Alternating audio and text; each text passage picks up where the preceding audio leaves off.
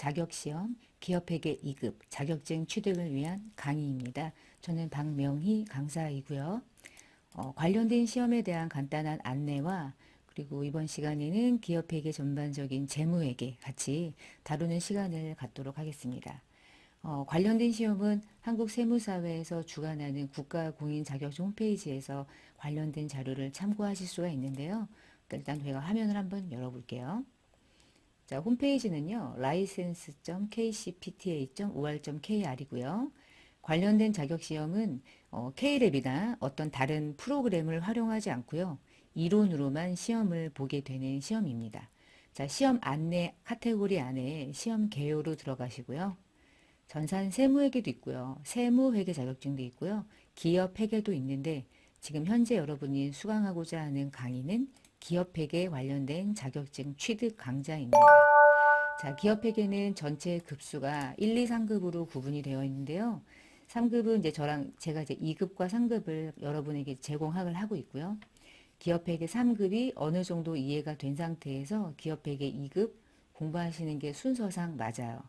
그리고 또 하나는 기업회계 2급 안에 기업회계 3급이 이론으로 접목되어 있기 때문에 제가 이제 기업회계 2급은 좀 학습해야 될 양이 상당히 많습니다. 그래서 기업회계 3급 수준의 내용들은 간단하게 스킵을 하면서 기업회계 2급에서 중점적으로 다루는 문제를 중점적으로 해서 강의를 진행하고자 해요. 그래서 만약에 기업회계 2급을 수강하고자 하시는 분들은 기본적인 회계 개념이나 차대변 그리고 자산, 부채, 자본, 수익, 비용 중에 조금 기본적인 개정 과목에 대한 회계 처리는 어느 정도 하실 수 있어야 기업회계 2급 강의를 들으실 때 조금 여러분이 숙지가 빠르실 거예요. 그래서 기초적인 강의는 이 강의에 포함되어 있지 않고요. 기업회계 3급이나 다른 회계 기초 자격증을 통해서 여러분이 기본적인 소양을 좀 공부해 주시고요. 기업회계 2급은 기업회계 2급 자격증을 취득하기 위한 어느 정도 수준에서 강의를 진행하고자 합니다. 이제 필기시험만 보게 되고요. 객관식으로 모두 다 봐요. 기업회계 1급은 주관식도 보거든요. 근데 기업회계 1급은 지금 현재 강의가 아니고요. 기업회계 2급 강좌입니다. 필기시험으로 객관식만 응시를 하고 있고요. 그 다음에 아래쪽에 가시면 이제 검정 요강이라고 되어 있는데 기본적인 검정 기준은 기업회계 2급 정도는 재무회계와 원가회계 두 가지 과목으로 이제 과목이 구분이 되어 있고요. 대기업이나 또는 중소기업의 기본적인 회계 실무자의 기본적인 업무 능력을 평가하는 시험이 되겠습니다. 좀 어려워요. 생각보다 아마 어려우실 거예요. 그러니까 조금 더 디테일한 부분들을 시험에 많이 출제하는 편입니다. 자, 그 다음에 기업회계 2급은 그러면 전체 시험은 모두 다 이론으로 시험을 보게 되는데요. 이제 1부와 2부 문항으로 구분이 돼서 시험이 출제가 돼요. 1부는 전체가 25문제인데 재무회계로 구성이 되어 있어요. 일반 기업 회계 기준과 중소기업 회계 기준을 같이 접목해서 중소기업 회계 기준은 뭐 한두 문제, 나머지는 전부 다 일반 기업 회계 기준을 적용하는 시험이 되겠습니다. 그리고 제 2부 문제로는 이제 원가 회계, 원가 계산 문제로 출제가 돼요. 전체 제한 시간은 1시간 20분, 80분간 시험을 보게 되고요. 1부, 2부 각각 25문항씩입니다. 그러니까 전체 문항으로는 50문항이 되겠죠. 자, 합격은 70점이 되겠고요. 홈페이지에 보셔서 이제 어떻게 시험이 평가 범위가 어디부터 어디까지 있는지 여러분이 이 프린 홈페이지에서 참고하셔서 보실 수가 있는데요. 기업회계 2급을 시험 볼 때는 기업회계 3급에서 공부했던 내용들은 당연히 포함을 한 상태에서 내용이 조금 더 업그레이드가 되겠죠. 기본적인 회계 기초 뭐 언제나 나올 수 있고요. 금융자산, 현금 등을 말한다고 보시면 되겠어요. 각종 금융상품 그리고 이제 재고자산과 관련된 회계처리, 그 비유동자산은 유형과 무형자산, 기타 비유동 관련된 자산들을 의미하고요. 부채 계정 중에 이제 사채와 관련된 부분이 조금 더 디테일하게 나올 거예요. 그리고 자본에 대한 계정 조금 중점적으로 많이 나올 거고요. 수익 비용은 뭐 그렇게 어렵지 않아요. 근데 수익이 뭐냐, 비용이 뭐냐보다는 전반적인 개념을 좀 많이 물어볼 거예요. 이렇게 전반적인 개념. 그리고 뭐 결산이나 재무제표 중에는 이익잉여금과 관련된 부분 어떻게 배당하는지, 그리고 이제 오류 수정에 대한 부분 이런 식으로 해서 전체 8가지 챕터로 구분이 되어 있는데 여기 나와 있지 않은 내용도 어느 정도 이제 시험 문제가 나와요. 기업회계 3급을 포함하고 있기 때문에. 그래서 이렇게 이제 재무회계 구분이 되어 있고요. 원가회계는 원가목 기본 개념, 원가 계산, 부문별 원가 계산, 개별 원가 계산, 종합 원가 계산, 그리고 이제 표준 원가 계산 이렇게 이제 원가 계산 범위가 전반적인 2부 과목으로 출제가 되고 있습니다. 합격 점수는 다 더했을 때 이제 50문항이 전체 문항이니까요. 50문항이면 하나당 이제 2점씩 하면 되겠죠. 이렇게 해서 2점씩 하시고 전체 합산했을 때 70점 이상일 때 합격 점수가 됩니다. 그러니까 70점 이상이 생각보다 어렵다는 거 여러분 아시죠? 시험이기 때문에. 그래서 여러분이 이제 이 관련된 시험은 한국세무사회 국가공인 자격시험 홈페이지에서 관련된 정보를 실시간으로 확인하실 수 있으니까 자, 그렇게 이제 확인을 해보시면 되겠고요. 자, 그러면 이제 과목이 둘로 나누네요. 재무회계, 원가회계 두 과목으로 나뉘고요. 자, 지금부터는 이제 1부 재무회계 파트로 여러분이 학습을 하시게 되겠습니다. 재무회계라는 게 그렇죠. 뭐 기업의 재무 상태를 나타내 주는 건데 기업의 재무 상태가 좋아지려면 열심히 돈을 벌어야 재무 상태가 좋아지겠죠. 열심히 돈을 버는 만큼 우리 회사는 현금을 보유할 수 있게 되니까 뭐 당연한 얘기죠. 자, 이번 시간에는 이제 이 시험에 대한 간단한 설명을 좀 드렸고요. 재무회계와 관련된 기본적인 개념 체계, 재무제표를 만들어내는 기준, 그리고 관련된 기출문제 중심의 연습 문제를 풀어보겠습니다. 자, 일부 학습을 하시는 거예요. 자, 뭐 알고 계시겠죠? 회계는 재무회계, 원가관리회계, 세무회계 이렇게 나뉘어요. 관리회계라는 게 원가회계를 말하는 거예요. 넓게 포함해서. 재무회계는 재무제표를 만들기 때문에 재무제표는 외부정보 이용자를 위한 정보예요. 그러니까 어떤 회계 기준에 의해서 만들게 돼요. 누구를 위한 거냐? 외부정보 이용자를 보여주기 위해서. 그래서 이미 지난 정보를 21년 정보를 22년도 초에 22년도의 정보를 23년도 초에 보여주고요. 기본적으로 1년 결산해서 보여주지만 상장 기업들은 반기 보고 또는 분기 보고 정도 해요. 이게 재무회계가 가지고 있는 특징인데요. 자, 원가회계는 어떤 특징이냐면 내부 정보 이용자들에게 유용한 정보를 제공해 주기 위해서 보여주는 회계 분야이기 때문에 기준 없고 표 없어요. 수시로 보고해요. 그리고 미래의 원가를 절감하기 위한 정보로서의 가치가 높아요. 그래서 재무회계는 과거지향적이고요. 원가관리회계는 미래지향적이라고 부릅니다. 세무회계는 세금을 신고하는 회계인데 여러분 기업회계는 세무회계 시험이 아니기 때문에 재무회계와 원가관리회계 이렇게 두 과목으로 회계 분야를 나누어서 시험 문제를 출제하고 있어요. 재무보고를 하는 기본적인 수단은 재무제표죠. 재무제표는 5가지 양식이 있었고요. 자, 아래 보시면 재무제표를 그러면 만들어내는 목적이 뭐니? 첫 번째, 투자나 신용 결정을 하기 위해서는 유용한 정보로서의 가치를 갖는 거죠. 재무제표가. 재무제표를 하는 게 만드는 이유가 뭐니? 목적이 뭐야? 이 얘기하는 거예요. 아니면 미래 정보를 미래 지향적인 정보를 보여주려고 하는 것이 아니라 이런 거죠. 미래에 현금이 얼마 정도가 유입될 것인지, 얼마 정도가 나갈 것인지, 현금에 대한 흐름을 예측할 수 있도록 유용한 정보를 외부 정보 이용자에게 보여주는 거죠. 미래 정보를 보여주는 게 아니라 재무제표라는 것은 미래의 현금에 대한 흐름을 예측할 수 있는 정보로서의 가치를 높게 평가받는 거예요. 그리고 재무제표는 재무상태표, 손익계산서, 현금흐름표, 자본변동표를 보여주죠. 마지막, 재무제표는 누가 최종적인 책임자입니까? 경영자가 책임자예요. 그래서 경영자가 1차적인 책임자를 지기 때문에 경영자가 어느 정도의 책임에 대한 평가 지표로서의 가치가 있는지 경영자가 주주가 이 회사의 주인이란 말이에요. 주주들이 돈을 준 걸 경영자가 그 돈을 어떤 형태로 투자해서 얼마만큼의 성과를 나타내는지 그걸 보여줄 수 있는 유일한 지표는 재무제표거든요. 재무보고가 보여주는 목적은 4개 정도 시험에 나올 수 있죠. 이런 문제는. 자, 그 다음 페이지. 재무제표는 매우 좋은 질적 특성을 갖춰야 되는데 이게 무슨 얘기냐면 재무제표가 외부정보 이용자에게 외부 이용자 입장에서 목적에 적합하지 않으면 필요가치가 떨어지죠. 다시 말하면 믿을 수 있는 정보여야만 또 해요. 그래서 목적에 적합한 정보를 충족하기 위해서는 나중에 일어날 일을 예측할 수도 있어야 되고 예측한 정보를 피드백도 돼야 되고요. 그때그때 보여주는 정보로서의 가치도 가져야 돼요. 적시성이라고 부르죠. 제가 지금 하고 있는 거는 기업회계 3급에서 이미 여러분이 좀 학습을 하신 내용들인데 간단하게 정리하는 거예요. 왜냐면 또 기업회계 3급을 혹시나 수강하지 않았을 수도 있지 않을까 뭐 이런 생각으로 한번 간단하게 정리하죠. 목적에 적합한 정보로서의 질적 특성의 하부 속성은 예피적 이런 식으로 우리가 시험을 보기 위해서는 어느 정도 암기가 필요하니까.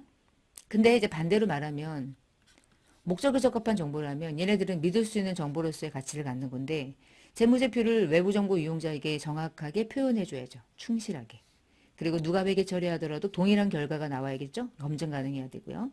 한쪽이 치우치지 않도록 편의 없이 중립적으로 재무제표를 만들면 믿을 수 있는 정보의 가치를 갖게 되겠죠. 그래서 신뢰성을 충족하는 하부 속성은 충실성, 검증 가능성, 중립성, 객관식에 나오기 좋은 문제가 이런 거예요. 다음 중 목적 적합성에 해당하지 않는 것에서 얘를 찡겨 넣는 방식으로 많이 나오니까 구분해서 암기하시면 좋습니다. 이렇게.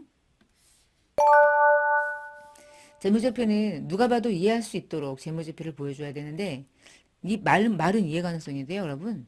회계를 공부하지 않고는 이해할 수가 없죠. 그래서 어느 정도 이해가 어느 정도 되어 있는 사람들을 대상으로 이해 가능하다 이렇게 부르는 거예요. 아무것도 모르는 사람한테 이해할 수 있니? 물어보면 아니요, 아무것도 모르는데요. 이럴 수 있거든요. 그러니까 어느 정도 수준 하에서가 전제입니다. 그리고 비교할 수 있는 정보여야 되는데 A기업과 B기업이 회계 기준이 동일하다면 동일한 회계 기준을 적용했다면 얘가 보여주는 3억과 얘가 보여주는 5억을 이제 비교할 수 있죠. 그래서 기업 간의 비교 가능성도 유지해야 되고요. 또 하나는 A라는 기업의 재무제표를 볼 때 X1년 재무제표와 X2년 재무제표를 한 번에 또 비교할 수 있게 그걸 기간별로도 보고한다 이렇게도 불러요. 그래서 비교 가능성은 기업과 기업 간의 비교 가능성도 유지해야 되고요. 기간별로 재무제표를 비교할 수 있는 정보도 특정을 가져야 돼요. 그리고 또 하나는 동일한 회계 기준이 적용됐을 때 이게 믿을 수 있는 정보죠. 동일한 기준이 아니다. 늘 다르다. 그러면 믿을 수가 없잖아요. 우리는 어떤 데이터를 비교하기 위해서 동일한 재무제표를 펼쳐놓고 비교하고자 하는 것도 큰 의미를 가지니까. 외부 정보 이용자는. 질적 특성의 절충의 필요성. 이거 무슨 얘기냐면 목적에 관련된 정보랑 신뢰성은 늘 상충해요. 부딪혀요. 그래서 절충해야 돼.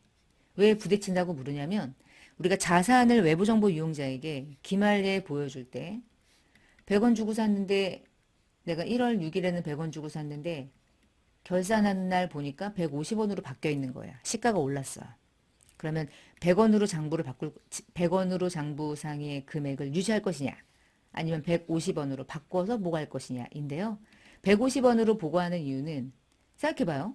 이게 지금 X1년 정보면 X2년 3월이나 4월쯤에 이 회사의 정보를 볼 텐데 100원이 현재 비교했을 때 더 시중 가치냐 150원이 더 현재 가까운 가치냐 물어보면 얘인 거잖아요. 그러니까 현재 시가를 최소한 기말 현재 시가로 바꿔서 외부 정보 이용자에게 보여주면 어때요? 그렇게 보여주는 방식을 재평가 또는 공정가치로 평가한다 그래요. 근데 내가 돈 주고 산 건 100원이거든요. 나 그럼 100원으로 보고할래 라고 하는 방식은 원가 자체를 예전에 돈 주고 산 원가를 그대로 유지한 상태에서 재무제표를 보고하겠다. 그런 원가 모형 또는 역사적인 원가라고 부르거든요. 둘 다 할 수 있을까요? 두 개 중에 하나를 택해야 될까요? 두 개 중에 하나를 택해야 돼요. 얘가 중요하면 얘를 택하고요. 얘가 중요하면 얘를 택해야 돼요. 둘 다 할 수 없다. 이런 얘기 하는 거예요.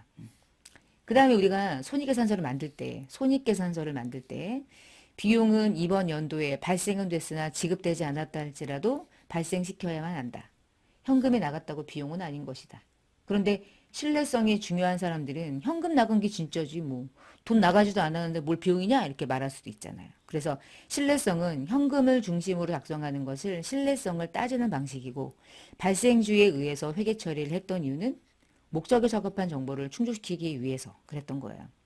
우리가 이자가 4월 1일에 친구한테 돈을 빌려가지고 내년 3월 1일에 이자를 지급한다고 하면 이때 120원의 이자를 지급한다고 했을 때 120원이 지급되는 시점은 내년 3월이지만 이 120원은 이때부터 계속 이자가 쌓인 거잖아요.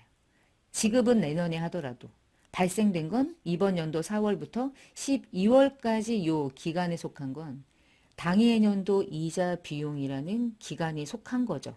이미 발생이 된 거예요. 발생이 됐지만 현금이라는 게 지급되지 않았을 뿐이죠. 그럼 우리가 손익계산서에 반영하는 수익과 비용은 돈이 나가고 들어오는 것을 중심으로 작성할 것이냐. 이번 연도, 당해 연도 기간에 발생된 걸 기준으로 손익에 반영해서 당기 손익을 만들 것이냐. 이게 초점인데 우리는 이렇게 가겠다 이 얘기죠. 발생주의에 의해서. 자, 그리고 기간이 오래 걸리는 수익은 진행되는 시점마다 진행률을 측정해서 수익을 인식할 수도 있어요. 그러면 진행 기준이고요. 아니야. 나는 완성됐을 때 그때가 진짜니까 진짜 수익이 완성됐을 때 그때 수익을 잡을래. 그럼 완성 기준이 더 적합하다고 보는 관점이거든요.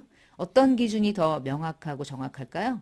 알 수 없어요. 둘 중에 하나를 택하는 대로 가는 거예요. 그런데 대부분 우리나라는 장기간 뭔가 수익이 창출되는 건설업 같은 곳들은 거의 100% 진행 기준에 의해서 해요. 완성이 5년 뒤에 되는데 5년이라는 기간이 되기까지는 수익이 없는 상태로 재무제표가 만들어지는 문제가 생길 수 있거든요. 그래서 그런 문제를 해결하기 위해서 대부분 여러분 느낌 꽤 많이 공정가치 측정하거든요.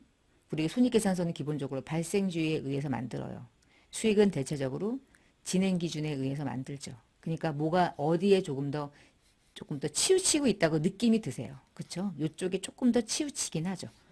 무게가 이렇게 저울이 있으면 아무래도 좀 이렇게 가는 것 같아요. 목적에 적합한 정보가 신뢰성보다 조금 더 많이 지금 활용하고 있는 특성이지 않나 생각되고요.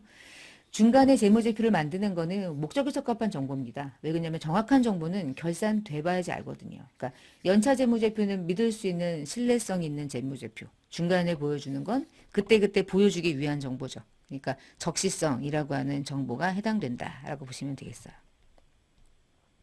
자, 그러면 이제 그 다음 페이지로 넘어가서 다 이렇게 시험에 나오거든요. 재무정보는 어떤 제약의 요인이 있는데요. 재무제표를 만들기 위한 재무제표를 만들 때 내가 그걸 보여줌으로써 기대가 되는 효익이 그걸 만들어낼 때 들어가는 비용보다 커야지 의미가 있죠. 그쵸? 근데 만약에 비용이 크고 그것을 보여줬을 때 재무제표에서 기대가 되는 효익이 작으면 그러면 굳이 만들 필요가 없죠. 그 얘기예요. 그래서 재무보고를 통해서 제공되는 정보의 효익이 재무제표를 작성할 때 들어가는 돈, 지출되는 원가보다 커야 된다. 매우 주관적인 개입이 되는 부분도 있기는 하지만 이 효익이라는 게 딱 눈에 보이거나 딱 어떤 화폐 가치로 카운트가 되지 않는 경우가 많거든요. 그러나 재무 정보를 만들어내는 기본적인 제약 요인 중에 하나는 비용보다는 효익이 커야죠. 그러면 재무제표를 만드는 의미가 있습니다. 이렇게 부르는 거예요. 그리고 재무제표는 목적에 적합한 정보, 신뢰성을 갖춘 정보라고 할지라도 그 정보 자체가 매우 중요성이 떨어진다면 굳이 표시할 필요는 없어요. 그래서 중요한 정보라면 인식한다. 중요하지 않으면 굳이 인식하지 않는다. 뭐 그런 개념으로 인식에 대한 제약도 좀 있습니다. 자, 우리가 공부했던 재무제표 5개가 있죠. 재무상태표, 손익계산서, 자본변동표, 현금흐름표, 주석. 이 4개 중에 일정 시점의 정보를 보여주는 건 유일하게 재무상태표고요. 나머지는 전부 다 기간에 대한 정보죠. 그리고 모든 정보는 발생주인데 하나만 현금주예요. 이게 현금흐름표가. 현금흐름표만 현금주에 의해서 작성을 했어요. 뭐 그런 것도 좀 알고 계시면 좋겠어요. 주석은 재무제표를 이해하는데 설명해주는 부분이죠. 주석은 어떤 표라고 부르기는 애매한 어떤 설명서라고 생각하시면 되겠습니다. 재무제표는 몇 개 있나요? 그러면 5개가 있습니다. 이건 아시겠죠? 어느 정도 이제 기본이 돼 있으니까. 자, 우리가 재무상태표를 뒤에 공부할 건데 재무상태표를 보여줄 때는 자산부채 자본으로 구분해서 기재한다. 구분 표시. 반드시 자산과 부채는 마음대로 상계하지 말고 총액으로 표시한다. 총액주의. 대신 어떤 채권과 어떤 채무가 있는데 A한테 받을 돈, A한테 줄 돈이 있는데 이거 서로 깔까? 순액으로 결제할까? 라고 하는 의도가 있는 경우는 상계할 수 있지만 그런 경우가 아니라면 채권은 채권이고 채무는 채무니까 자산자리는 자산자리 다 기재하고 부채는 전액을 부채로 기재하자. 이런 개념이고요. 재무상태표는 1년을 기준으로 유동자산과 유동부채로 구분하죠. 그리고 이후에 도래되는 것들은 비유동자산 또는 비유동부채 이렇게 구분해요. 그 다음에 그런 자산과 부채는 나중에 외부정보 이용자에게 보여줄 때 유동성이 큰 것부터 배열한다. 그것을 유동성 배열법. 큰 것부터. 유동성이 빠르다는 것, 유동성이 크다는 것은 현금화가 되는 순서가 빠르다는 걸 의미하는 거예요. 그러니까 현금이 언제나 첫 번째 카테고리에 붙는 거죠. 자산의 첫 번째. 그리고요. 자본이라는 개념의 특징은 자본잉여금과 이익잉여금으로 구분해서 손익의 결과물은 이익잉여금에, 자본거래로만 발생하는 잉여금은 자본잉여금에 구분해서 기재하도록 돼 있고요. 재무제표를 보여줄 때 중요한 항목은 굳이 구분해서 표시하지만 별로 중요하지 않다면 통합으로 표시한다. 통합으로 표시하는 가장 대표적인 계정 과목이 현금 및 현금성 자산, 뭐 매출 채권, 단기 투자 자산 뭐 이런 거 있죠. 마지막 미결산 계정은 표시하지 말자. 아직 결산이 완료되지 않은 계정, 잠깐 쓰는 계정, 가지급금과 가수금은 특별한 경우를 제외하고는 적절한 과목으로 떤다. 남기지 않는다. 표시하지 않는다. 이게 가계정이란 뜻이에요. 가계정을 남기는 걸 별로 좋아하지 않거든요. 지금까지 보신 게 재무상태표를 만들어내는 기준이에요.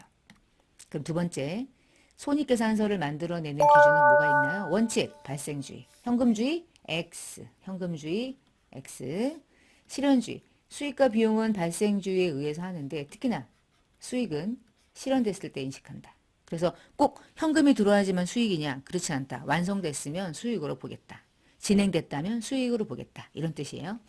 그리고 수익을 발생시킬 때 해당되는 비용은 당해 연도에 같이 인식하는 거예요. 그래서 비용은 관련 수익에 대응해서 인식한다. 이것의 가장 대표적인 케이스가요. 매출 원가라는 비용이에요. 우리가 잠깐만요. 이렇게 T자 계정을 한번 그려볼게요. 우리가 상품이라는 재고자산을 공부할 때 기초가 10원어치가 있었고 제가 매입을 이제 90원어치를 했다면 상품은 100원어치를 가지고 있었던 거죠.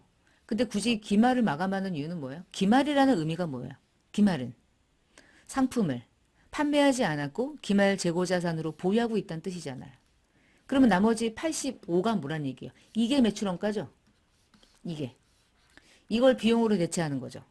100원이 돈 나갔다고 그래서 100원 전체가 비용으로 처리돼서는 안 돼요. 왜냐하면 기말 재고 자산은 여전히 자산의 형태로 남아있는 거고 내년에 팔면 내년에 비용 처리해야죠. 이것만 올해 비용 처리하는 거야. 올해 판매된 것만 올해 비용 처리하는 거거든요. 그래서 뭐 현금이 나갔다고 비용이냐? 아니. 단기에 85원이 얼마에 팔렸느냐에 따라서 이익이 나오는 게 정확하지. 네가 돈 주고 사온 거 다 내 비용 처리하지 않아. 그래서 기초 기말을 가지고 정말 내가 올해 연도, 당해 연도에 판매한 원가를 구해서 그 원가만큼을 비용으로 배분할 거야. 그런 개념이 매출원가라는 대표적인 수익과 비용을 대응시키는 계정이에요. 자, 그리고 언제나 재무제표의 토탈 계정 중에 어떤 계정도 예외 없이 순액으로 기재하지 않고요. 반드시 총액으로 기재하도록 돼 있어요. 순액으로 기재하면 잔액만 남게 되니까 계정 과목의 모든 거래가 하나도 보이지 않을 거 아니에요. 그러니까 반드시 총액으로 기재하고요. 손익계산서를 만들 때는 매출 총익, 영업이익, 법인세 빼기 전에 이익 또는 중단했을 때 손익 그리고 마지막에 당기순이익 이런 식으로 해서 손익을 구분해서 계산해서 외부정보 이용자에게 여기까지 번 돈, 그 다음에 번 돈 이런 식으로 중간중간에 계산해요. 그래서 손익 계산서인 거죠.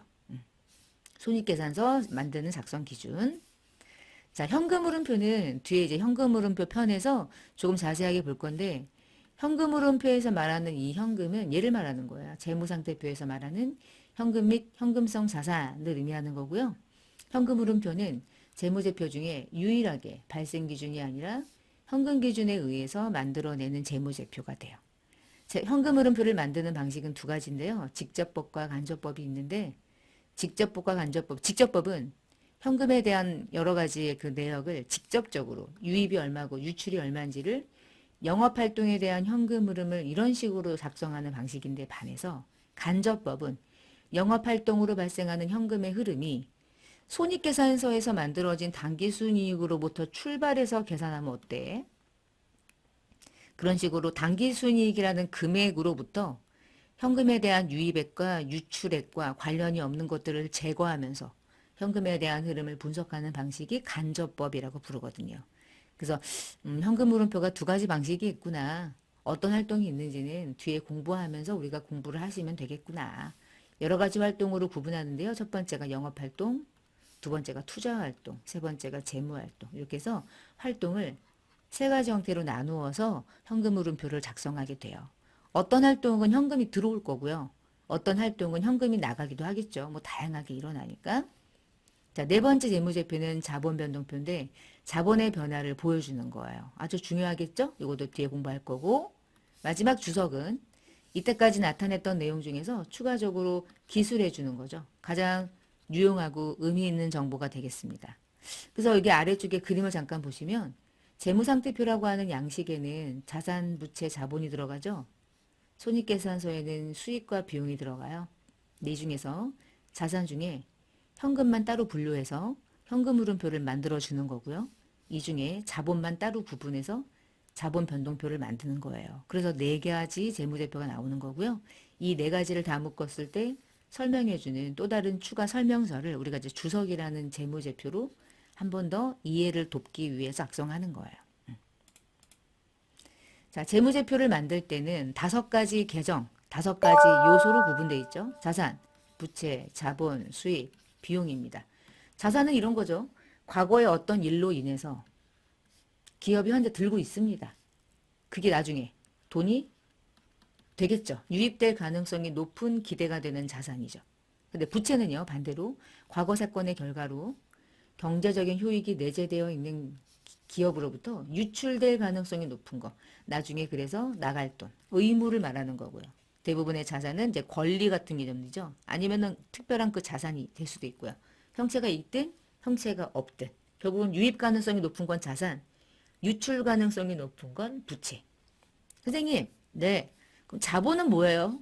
자본이 뭐냐고요? 자본은 자산에서 부채를 뺀 건데요. 정말 남는 돈인데요. 그 남는 돈을 자녀 지분 또는 자본이라고 부르죠. 그래서 우리가 자본이라고 하는 거 어떻게 측정하냐면 자본은 자산이 얼마인지를 먼저 되게 열심히 구해야 돼요. 다 구했어요? 그럼 부채를 빼요. 그게 남는 돈이 자본이 되는 거예요. 자본 형성은 아주 쉬워요. 마지막 수익은 돈이 나중에 들어오거나 또는 증가되거나 또는 부채가 감소되는 자본의 증가를 결국은 초래하는 경제적 효익의 증가분. 단 지분 참여와 관련된 건 지분 참여가 뭐예요? 주식 발행하는 거죠.